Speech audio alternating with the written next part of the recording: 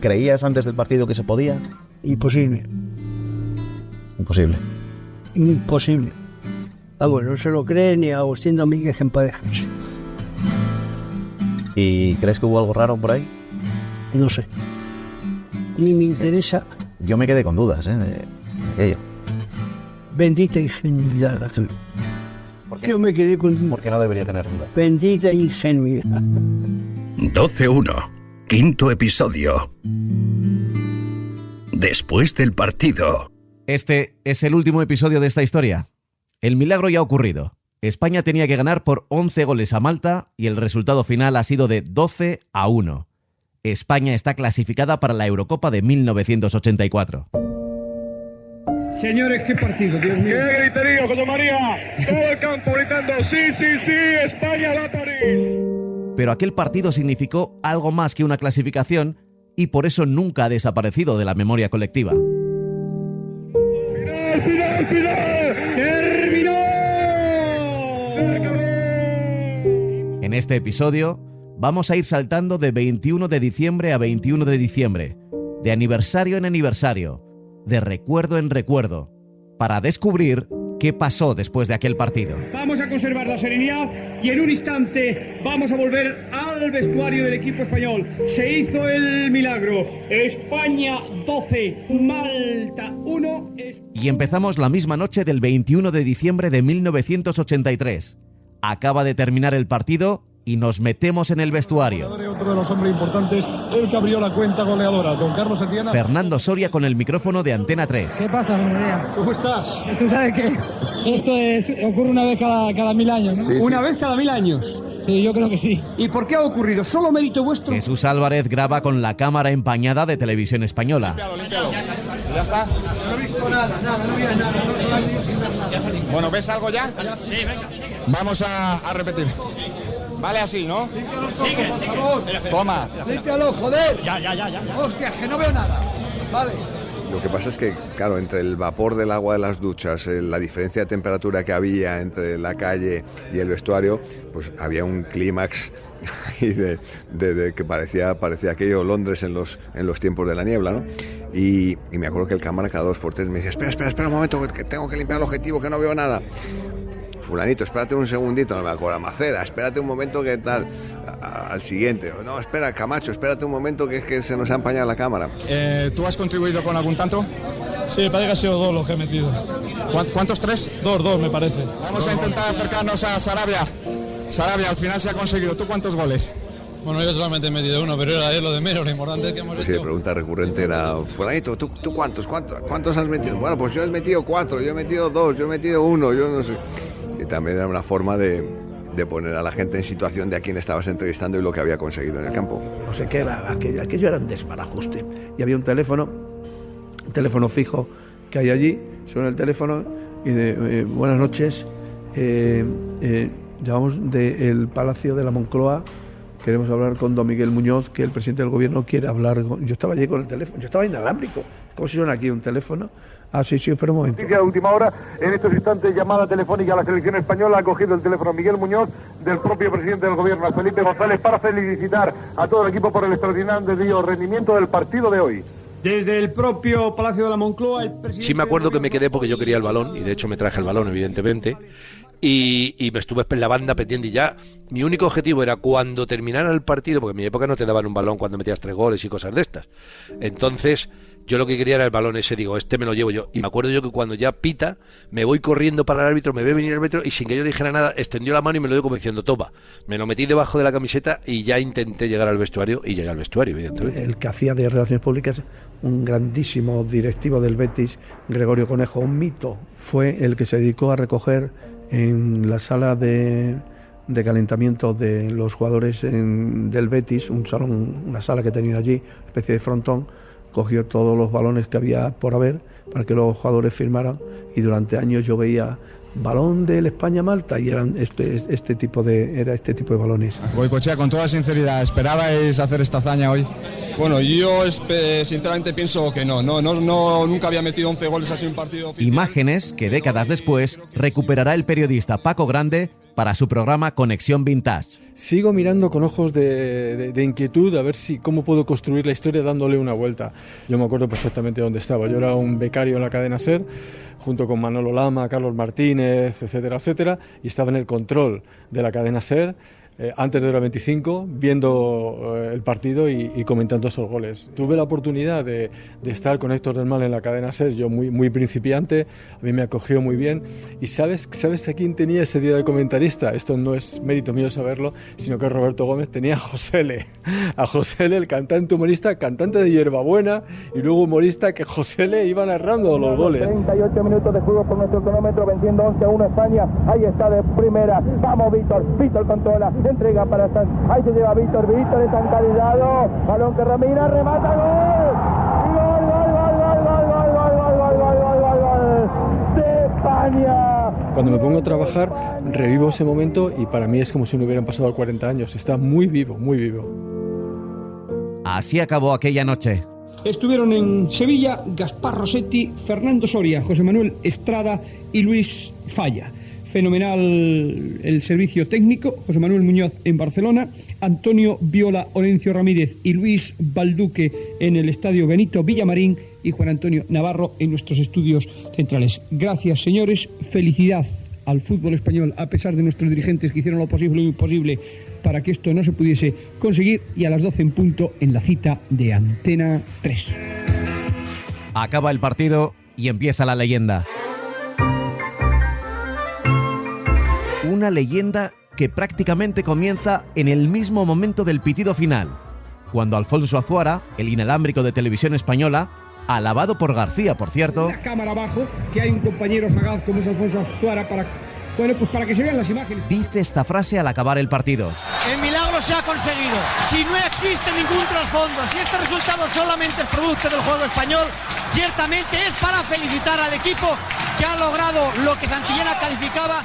Me llegó incluso el rumor de que este fragmento que acabas de escuchar había sido suprimido del archivo de Televisión Española, pero en todas las copias que he encontrado aparece tal cual, sin editar. No existe ningún trasfondo, si este resultado solamente es producto del juego español. Quizá es uno más de los rumores, nunca confirmados, de lo que pasó en aquel partido. Se especuló mucho, el portero Bonello se llamaba, ¿no?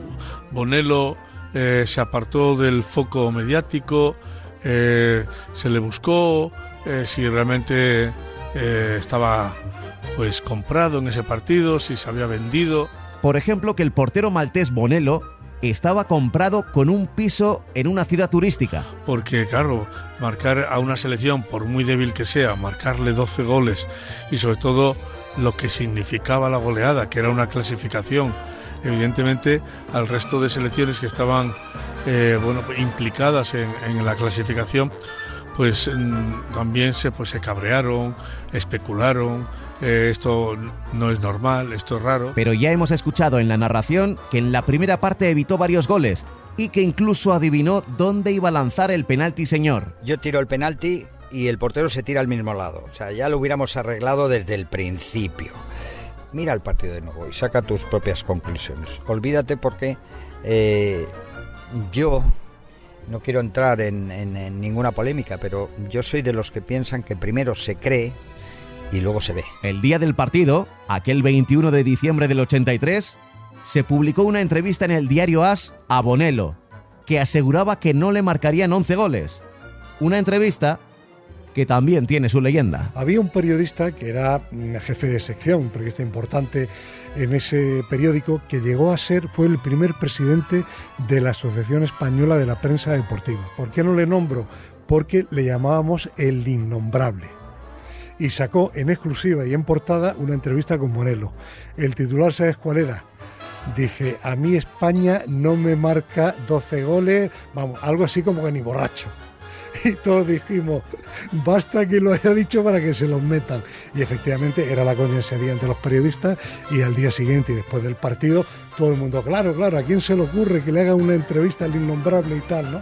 Bonello, años después, volvió a aparecer en el televisor de los españoles, en un anuncio de cerveza. Amstel ha encontrado al amigo perfecto. Él es John Bonello, el portero del mítico 12-1 España-Malta. nos uniste. Y Amstel te dice, amigo mío, solo tú eres leyenda. Eres el elegido. Cuidarás que nadie mancille la verdadera amistad. Porque Amstel sabe que la calidad de una cerveza también está en los amigos con los que se comparte. Amstel, la amistad sale de dentro. 40 años después, Ibonelo sigue viviendo y trabajando humildemente en Malta. Si recibió un piso, lo sigue disimulando muy bien. Vamos a dar un salto en el tiempo. El 22 de marzo de 2005, el periódico Malta Independent publica un artículo titulado La historia de Víctor Serri, el que fuera seleccionador maltés en aquel partido. Le preguntan claro por el 12-1 y asegura que no se explica lo que pudo ocurrir, porque tras la primera parte, los jugadores, sus jugadores, estaban muy confiados con el 3-1.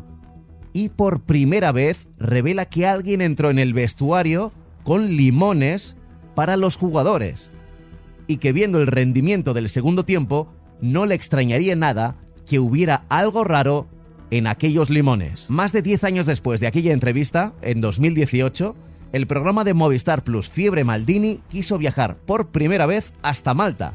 Hasta entonces, y eso igual no dice demasiado del periodismo patrio, a nadie se le había ocurrido preguntar a los malteses.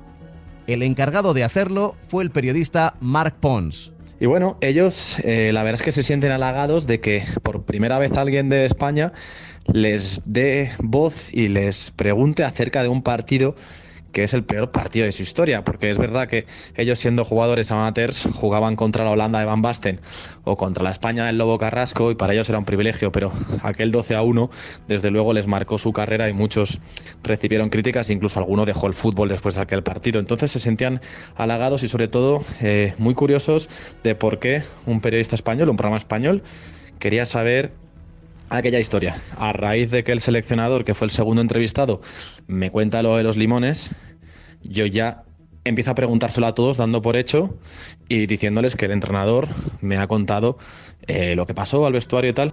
I remember a small man came in dressed in white with a big tray and half lemons. Textualmente acusan, mucho tiempo después y de manera independiente, a un señor vestido de blanco que fue el que le sirvió los limones. Y para mi sorpresa, lo fuerte es que las historias hechas individualmente empiezan a coincidir sobre el mismo aspecto. Yo, desde luego, mi primera sensación es bastante incrédula, pero a raíz de que varias personas te cuenten la misma historia años después, pues desde luego algo de credibilidad sí que les doy. Dicho así puede parecer una alucinación, pero ¿os acordáis de las imágenes rescatadas por Paco Grande del postpartido? Atención las radios. Vais a tomar una copa de champán con los jugadores. Cuando Pablo Porta da su discurso e invita a los periodistas a champán, una copa de champán a todos los representantes de las radios aquí presentes. Ahí aparece con las botellas un señor camarero con una chaqueta blanca. Para los jugadores españoles, esta acusación no tiene ningún sentido, claro. Entra un tío en un vestuario de fútbol con una bandeja de limones y tú eres tan inocente que te coges el limón y te lo comes. Que es que el limón es sangre, el limón no te refresca, el limón todo lo contrario, ¿no? Si es agua con limón, dices tú, vale, pero un limón... No entra en la cabeza ni el caso de la manteca. Yo ya lo he contado últimamente, pues ya se puede contar, ya ha prescrito y todo el tema, ¿no? Yo tengo un limonero aquí en mi casa y entonces yo del limonero ese cogí limones, los partí por la mitad, le inyecté de todo, los dormí a todos los malteses y se los di en el descanso. Y entonces por eso pudimos ganar el partido, porque les metimos droga en el descanso. Ahora mismo, tantos años después, no se puede comprobar qué pasó realmente con aquellos limones. ¿Existieron? Puede que sí. Parece raro que se lo inventaran varios jugadores y además años después. ¿Pero estaban envenenados? ¿O solo fue una sensación que tuvieron después de perder el encuentro? Pero especialmente lo que más me llamó la atención y lo que más polémico fue, dos de los futbolistas de la selección maltesa, tanto Silvio De Manuele como Ray Farrugia, dijeron haber visto a los españoles consumir esteroides y algunas sustancias prohibidas que no especificaron. A mí eso me cuesta más creerlo, sinceramente. Recordemos que Malta se presentó solo con 15 jugadores en Sevilla. Contando con el portero suplente y algunos tocados, pudieron hacer un solo cambio. Con un césped mojado, la segunda parte a estos jugadores amateurs se les hizo físicamente eterna. Siempre se recuerda que Holanda les había marcado 5 goles unos días antes, pero Eire, en noviembre, el mes anterior, ya les había ganado 8-0. Y sin limones. Sí, Malta hizo la gira de 2 partidos muy duros en Holanda y en España, con 15 jugadores y, ojo, 8 directivos. Algunos no cabían ni en el palco. Y ha habido un espabilado federativo maltés que le ha quitado el sitio y ha relegado a don Eugenio Montes a la segunda fila. En fin, aquí está el presidente del Sevilla. Hoy no cuenta ni primera, efectivamente, don Eugenio. Me da igual, está en primera y segunda. Hoy no cuenta. Porque quizá la clave de aquel partido no estuvo en los jugadores y sí en la federación, pero lamentablemente de aquella federación española encabezada por Pablo Porta como presidente y Agustín Domínguez como secretario general, no quedan demasiados testigos, pero pude encontrar a uno, una fuente directa de aquella federación que quiso hablarme del 12-1, pero sin revelar su nombre. Por eso, la voz que vas a escuchar está distorsionada. La federación en el S12-1 tiene mucho que ver, pero son cosas pues, que no se pueden contar. A ver si soy capaz de explicártelo sin decir más de lo que tengo que decir. Que todo el mundo habló y que en el descanso pasó. ¿Qué pasó? Asegura que la federación tenía un plan, pero en ningún momento me habla de un plan ilegal o de un movimiento de dinero. Me asegura, y esto es lo importante, que el partido no estaba comprado. ¿Se compró el partido? Yo estoy seguro que no. Estoy absolutamente seguro. Ahora, Malta no se jugaba nada. Malta estaba contenta de que ganara España. Es la primera vez que veo jugadores de Malta metidos en el equipo del contrario. Los jugadores que están ahora felicitando, algunos jugadores malteses que han entrado también al vestuario de la selección española a intercambiar, que les den todo el correspondiente camiseta. Es ahora Gordillo al que le está felicitando un compañero Werry. ¿Es porque estaban comprados? No, si hubieran estado comprados no lo hubieran hecho. Porque aquí, si a ti te compran, tú no coges y vas tan descaradamente para que alguien te pille. Luego esto te demuestra que no estaban comprados. Dicen, no, estaba comprado el portero. No, las cosas en la alta política del fútbol no funcionan así. Son mucho más sutiles. Ahora, ¿estaban encantados con la Federación Española? Sí. ¿Estaban encantados de cómo les trataron? Sí. ¿Sabían que la Federación les iba a ayudar y que les ayudó mucho la Federación políticamente después? También. Se había hecho un plan. Ese plan global, por ejemplo, consistía, entre otras cosas, en aplazar una jornada entera de liga para tener más días de descanso. Que tuviéramos ese fin de semana de descanso. Ellos jugaban el domingo contra Holanda y luego el miércoles contra nosotros. Y hombre, eso nos favoreció, no tengan ninguna duda, nos vino bastante bien porque podíamos preparar el partido. Una concentración de una semana en Alcalá de Guadaira. Una semana que se nos hizo larguísima. Consistía en contar con un recoge pelotas en el Benito Villamarín cada 5 metros, para que no se perdiera tiempo. Mucho recoge pelotas, a veces se perdía tiempo porque echaban 2 balones o 3 a la vez, ¿no? Pero había mucho recoge pelotas, sí. El plan consistía en recibir adecuadamente a la selección de Malta. Ellos decían que España y la Federación Española les había hecho una especie de complot para que llegasen al partido lo más cansados posible, que les perdieron las maletas en el aeropuerto de Sevilla y tardaron 1 día y medio en recuperarlas. También se quejaron de que la comida que les ofreció el hotel era una comida pésima, que no pudieron dormir porque había mucho ruido en las calles de Sevilla y los aficionados que sabían que estaba la selección maltesa hacían ruido a propósito. También se quejaban de que la Federación Española les facilitó entrenar en un campo que no era el Benito Villamarín y les llevó a un campo en que no había electricidad, con lo cual no podían entrenar con luz, no había agua caliente y el campo estaba totalmente inundado porque esos días llovió mucho en Sevilla. Pero en el plano de federaciones, la maltesa era mucho más débil que la española y también, no lo olvidemos, que la holandesa, porque aquí hay que recordar que Países Bajos tampoco se quedó de brazos cruzados. Acordó con la Federación Maltesa jugar en Alemania en vez de en la isla. Y dicen que algo más. Si nosotros hubiéramos podido comprar el partido, pues lo hubiéramos comprado. A mí me dicen, dar dinero por comprar el partido, pues doy dinero y lo hubiera comprado, no te quepa ninguna duda. Pero los malteses venían primados por Holanda. Si no le metíamos los goles, creo que tenían de aquella época 600.000 pesetas.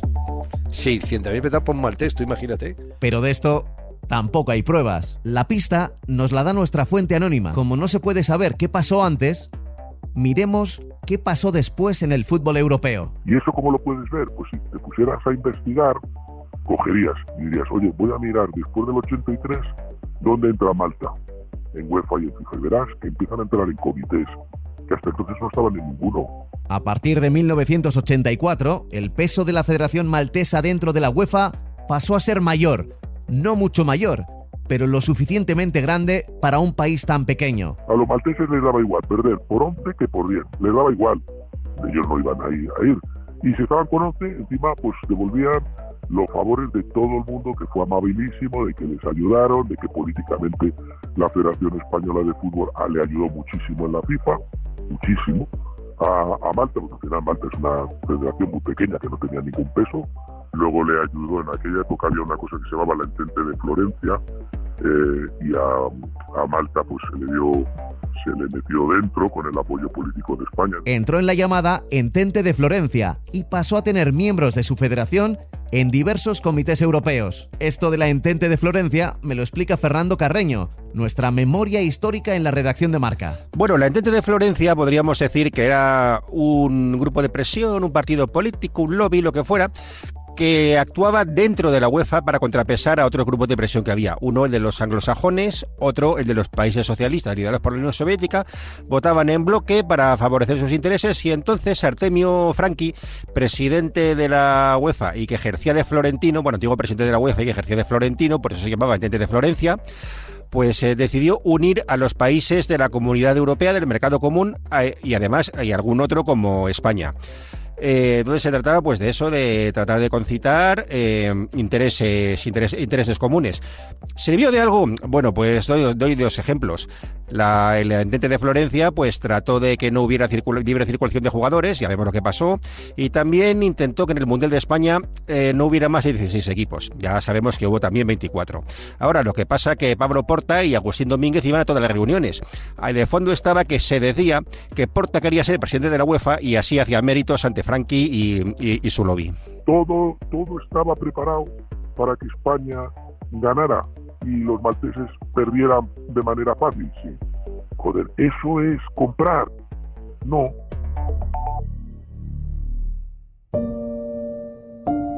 ¿Fue este movimiento federativo la razón por la que España ganó por 11 goles? ¿Fueron quizá los limones o los recogepelotas del Villamarín? ¿El descanso liguero quizá? ¿O la concentración de Alcalá de Guadaira? ¿Fue el vídeo del Holanda-Malta que les hizo llegar Segundo Vinuesa de Televisión Española? ¿Fue la fe y los gritos de Poli Rincón? ¿O quizá el zapatazo de Señor? Individualmente, seguro que ninguna de estas cosas consigue marcar 12 goles.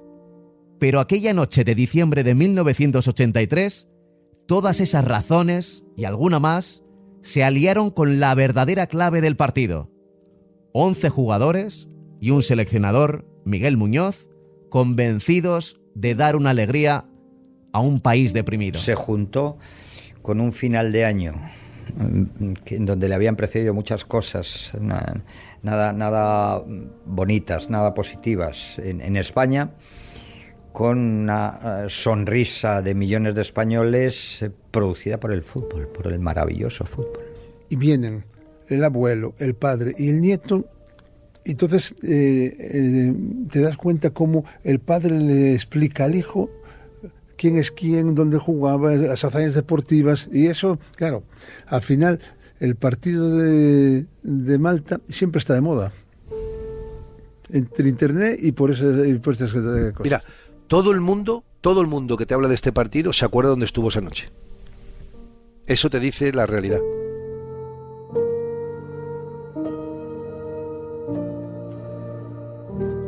Y ahora vamos a volver a empezar. Literalmente. ¡Volve a empezar! Estaba cantado. Esta vez estaba seguro. Me sorprendió cuando hablé con él que José Luis García no diera demasiada importancia a aquel 12-1. Un hombre que cambiaría su Oscar por ganar un Mundial de Fútbol. Cambiaría por ser campeón del mundo. No por marcar un gol, por haber ganado el Mundial de Fútbol con el equipo. Sin ninguna duda. Vamos, prueba de ello que ya va a ir muchos más Oscars en España, que piensa ser que estos no te creas que son tantos los que han ganado un Mundial, ¿no? Debe ser algo increíble. Para Garci y para muchos, 40 años después, el 12-1 sigue siendo simplemente una voz. A mí el recuerdo más que del partido, las elecciones, José Ángel, que por primera vez en su vida soltó un grito, un gallo, señor, y luego nada, yo hablé con él luego por teléfono a las 12:30, a la 1, en el hotel, y joder, vaya, qué bien, oye, además esto que has hecho ha sido fenomenal, has demostrado, coño, fe y pasión y entusiasmo, y está muy bien que se te haya pegado el gallo aquel, ¿no? Sí, ese gallo pasó a la historia. Señor. Fue tremendo, ¿no? Fue tremendo. Nada, además, José Ángel de la Casa, que es un hombre entrañable. Desgraciadamente tiene un problema de salud, ¿no? De Parkinson, se puede decir, porque no hay un problema. Y bueno, yo he estado además con él muchas veces, he estado en su pueblo comiendo con él, además, ¿sabes? Allí en Toledo. Son pequeños detalles, pero que te traigan el partido de Holanda nos sirvió de mucho ese partido, ¿sabes? Y que te traigan con ese cariño y que nos haya tratado con ese cariño y respeto, y tengo unas ganas tremendas de darle un gran abrazo, ¿no? Yo creo que el mejor ejemplo es José Ángel de la Casa, un hombre que tenía una fama de no haber perdido nunca, ni haberse salido del sitio, haber estado siempre como era él, y le salió todos los sentimientos de la manera que cantó el gol y cómo hizo ese gallo, ¿te acuerdas? Famoso y todo el tema ese, porque mejor expresión no puede haber, no te lo puedo explicar de mejor manera. Puedes decir, hombre, pero ¿cuántas veces te habrán preguntado? Sí, las que hagan falta. ¿Por qué? Porque formé parte de una selección y con un gol que hizo sonreír a millones de españoles. ¿Te parece poco eso? Es un placer ser recordado y seguir en la memoria colectiva como partícipe de una gesta asociada a un gallo no habitual de un enorme periodista televisivo como es José Ángel de la Casa. Los nervios, señores, importantísimos. Venga, señor.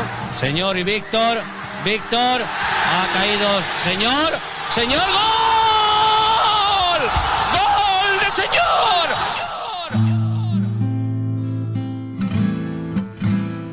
Le visité en su casa, en Los Cerralbos, un pueblecito de Toledo.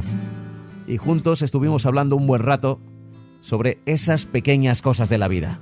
José Ángel. Dime. ¿Qué tal? Bien. ¿Cómo estás? Pues se podría decir estupendamente, pero vamos, estoy bien. Estás bien. Me han dicho, José Ángel, que por el Parkinson algunas cosas recientes igual se te olvidan. ¿O no la recuerdas bien? No, lo que se hace es que con el tiempo algunas las vas perdiendo. Sí. Pero del 12-1, ¿te acuerdas? Sí. Eso no se olvida. Esta no. Esta seguro que no, se nos va a olvidar. El 12-1 va a estar ahí para siempre. Sí. En la vida muchas veces decimos que las cosas son imposibles, y es verdad que hay cosas que son imposibles.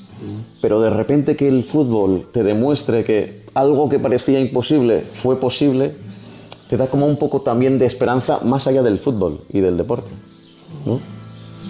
Sí, lo de menos es lo que deja el resultado. Es decir, terminó el partido y pues empezamos a abrazarnos y a gozar. Porque en aquella época tampoco se jugaban tantos partidos internacionales y siempre estábamos de líos con la selección. Después del Mundial de España quedó muy bajo, cayó, nunca ha estado tan bajo el fútbol español como en aquella época. Tenemos un sentimiento compartido. Y durante esa charla, en el salón, en la radio de su casa, como una de esas casualidades de la vida, Uno se cree. empezó a sonar su buen amigo Joan Manuel Serrat. No sé a qué se refería Serrat, pero se puede referir perfectamente a un partido de fútbol. Totalmente. Son aquellas pequeñas cosas. Lo más importante para mí es ver que todavía 40 años después todavía la gente lo recuerde como algo con mucho cariño. Pues no le puedo dar más que gracias. Que el viento arrastra ya. Esas pequeñas cosas de la vida, como por ejemplo un resultado de un partido de fútbol, como por ejemplo un 12-1. Hacen que lloremos cuando nadie nos ve. 12-1 es una producción de Radio Marca. Música original de Molo Cebrián. Música de librería de Epidemic Sound. Voces añadidas de Miguel Ángel Pérez Robinaudio. Dirigido por Pablo Juan Arena.